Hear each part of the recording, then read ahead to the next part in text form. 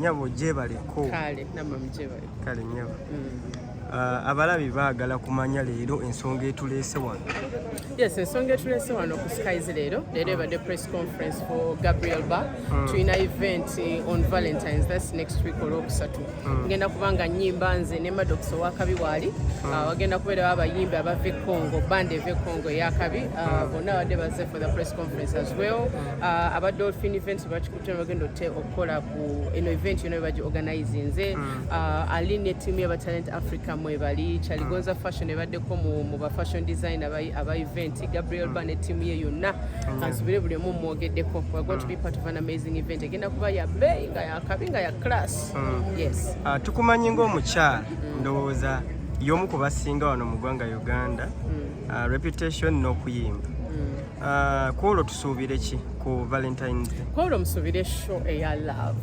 Tukubanyoraga naye kwolwo olunaku is going to be about love. It's good. The music is going to be more slow, more acoustic, okulira amaloboozi ne harmonies bulungi nga n'engeri gyengendo kikyusaamu abantu banyumirwe. Ate wagenda kubeerawo tugenda kuba tuwolesa fashion label ya Gabriel Ba. There are going to be over 50 models. Ekyo nange sinaba kirabako njaga kiraba ku olwo. Okay, to cross the line a bit. Wali ku National Theatre nga tukungubagira omugenzi Avudeyo.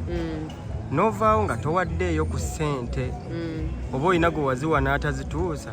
But they criticized on the burial day ne bagamba ataatuwa yali Sindi ate nga naye president wa association eya UMA. Ekintu kye newala okukola in general kwe okugaba sente mu bantu. I don't give money to show off.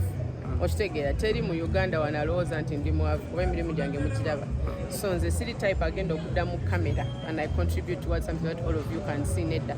Ekyo kyekintu kyenkola in private. So usually when mbanga mpaddeyo tojja kumanya nti yenza akoze eki yenza awaddeyo because it's not in my culture. But for me what was most important is to show up. That's why nava ku show ekiro nenga nti nokola ki kampiteyo mbereko nabwe ebbanga tono nveewo. So I actually showed up. Okay.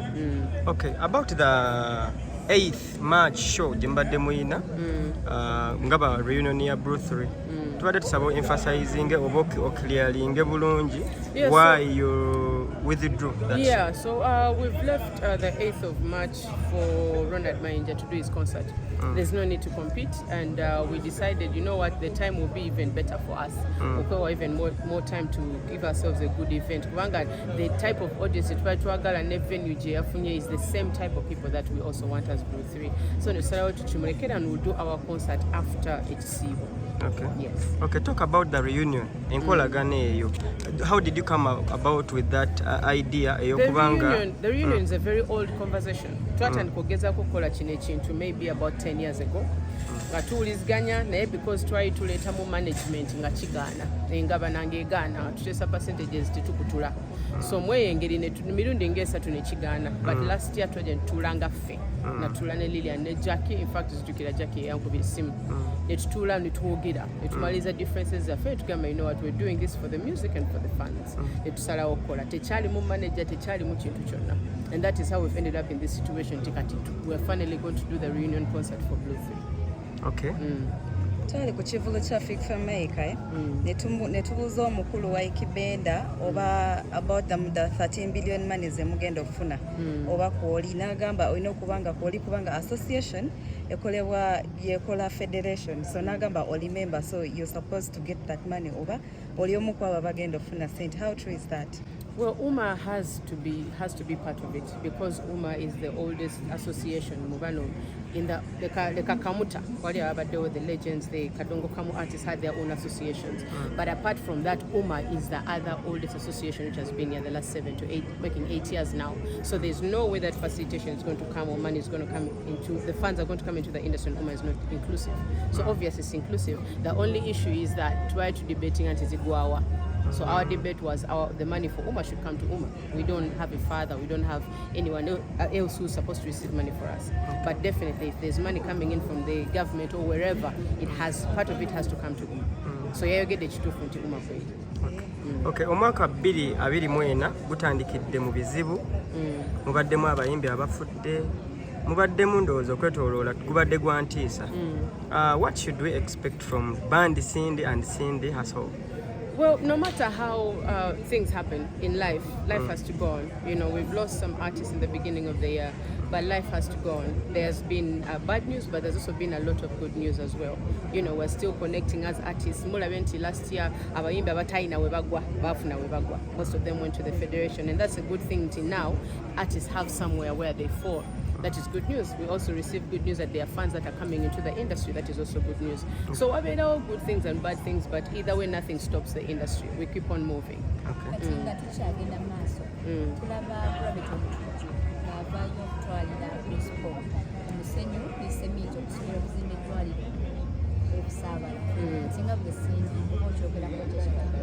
Well, I commend him. If Gravity is going to work, agenda zimbe dwaliro mukama mwomukisa muteremu n'obwangu azimbe eddwaliro. It would be awesome to mu industry mufudemu omuyimbi azimbye eddwaliro. So nze musanyukira. I wish him all the best. Bwantuukirira nga nina engeri gye nsobola okumuyamba munjamuya. Okay, no, nga tannasiibula. Tuwulidde Tafu byakwanjula ng'omukyala eyawangula batto eyaliwo. Ensonga za batto tubadde tuludde nno zoogerako.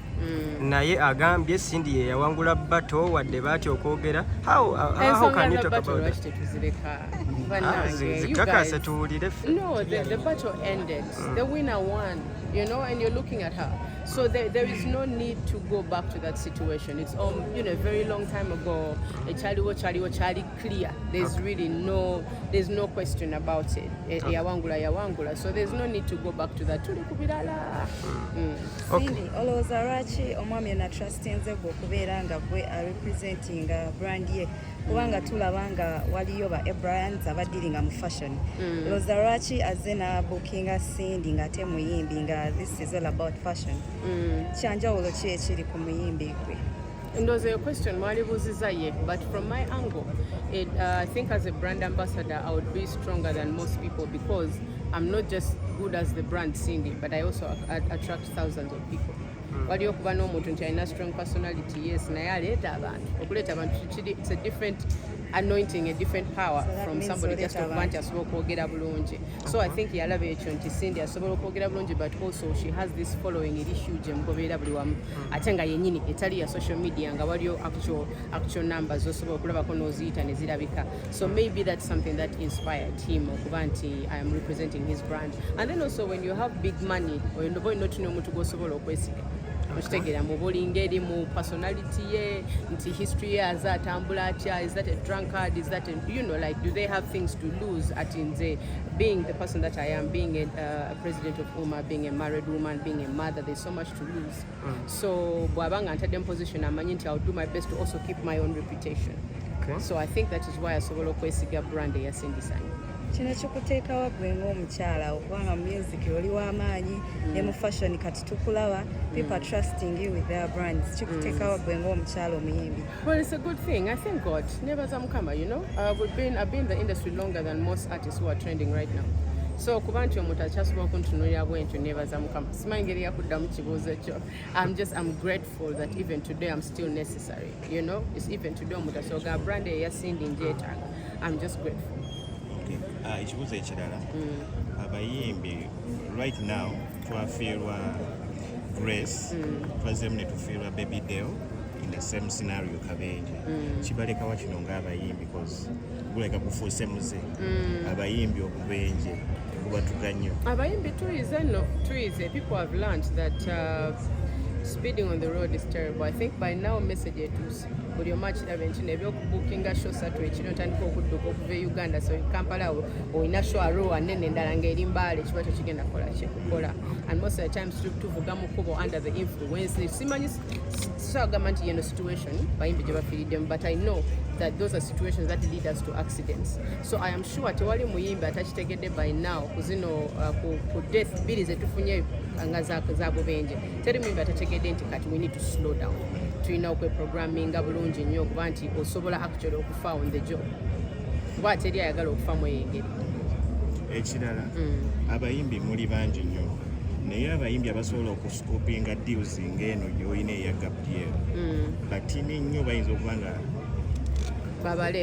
babale kiva ku kyokuba nti n'abayimbi temukyali nnyo nti nno people can trust you with your brand, their brands ne babanga babawo obulango nti obulongo kati babuza kuba tiktoka biki ekireetawo obuzibu.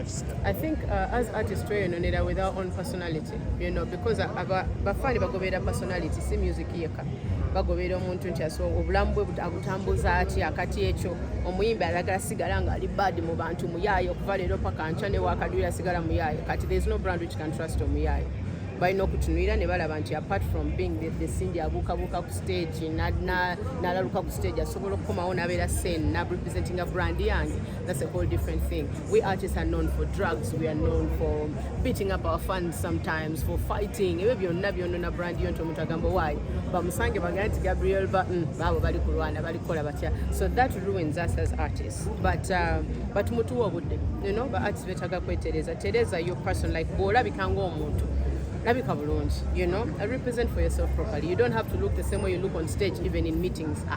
Kyovola nze tojja kunkwata ku stage nga nyambadde bwenti, but in meetings I try and look better and speak better and be sober, n'ebintu ebyo bye biyambako. Okuva we mwamaliriza bato ne Cindy, abawagizi baagala kumanya kubanga olunaku lwa bato there were a lot of words exchanged nga biri nga si birungi kale nga bikoona. Abawagizi baagala okumanya you and Cindy muddakawo ne mwogera after the battle. You and Shiva mwaddamu ne mukwatagana mwekubirako ku busimu ne mwogera oba mukyali ku relationship gye twabalabako eya battle? The battle ended. There's really no need for me to battle anyone right now, especially the artists that I battled on that day. Your situation tell you, but that doesn't mean that we hug and we are buddies. No, me and her have very different. The way we look at life, it in opposites totally. So there's no way we can connect at that level, and that is not a problem. The chiri chizibu nti tetukwatagana moyo level. Nesi ina buzibu naye ina buzibu naye. Segezate mwogera. We're just very different people, Neda. Okay. Akunga abantu bajja ku Valentine's. Yes, ku Valentine's tuli ku Skies Hotel. Couples onna mujwano tunyumirwa. Music agenda kubeerawo, there's a fashion show, there's so many things to give away on that day. Gabriel bayina bingi byagenda okugabira abantu. So be there ku Valentine's kwenyini tugenda kubeera no ku Skies Hotel. How much? It's for couples. It's going to be 200,000, and then early bird is 150,000. Okay. Yes. Okay, thank you.